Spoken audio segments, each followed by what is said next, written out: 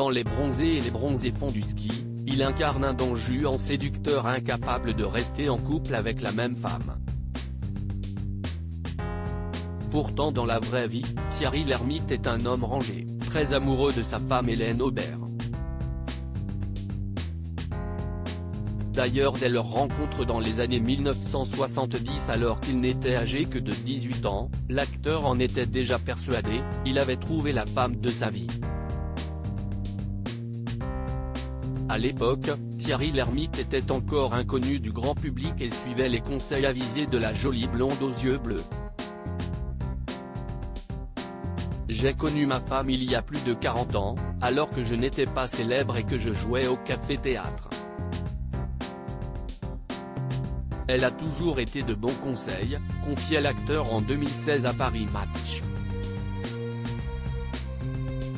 Après 10 ans d'amour sans nuages, les amoureux se marient en 1980.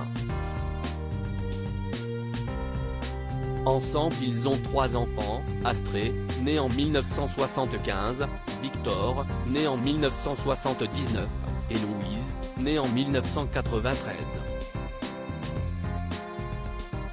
Aventurier, la famille Lhermitte s'est même offert un tour du monde en voilier en 1987. Je suis toujours amoureux d'elle. Dans l'ouvrage intitulé Le Petit Livre des Bronzés, signé Philippe Lombard, on découvre que 5 jolies jeunes filles avaient été recrutées à Paris avant d'aller tourner en Côte d'Ivoire. Fait étonnant, ces jeunes femmes n'avaient pas été recrutées en raison de leur talent ou de leur assurance face à la caméra mais sur la base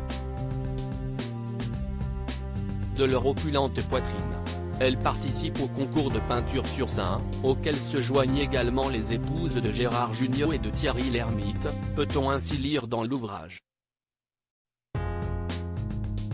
Ce n'est pas la seule fois qu'Hélène a joué avec son mari puisqu'elle a également joué en 1979 dans Les Bronzés font du ski, où elle incarne Martine, la femme de Popeye, qui refuse expressément de faire un prix à Gérard Jugnot et Josiane Balasco dans leur magasin de ski.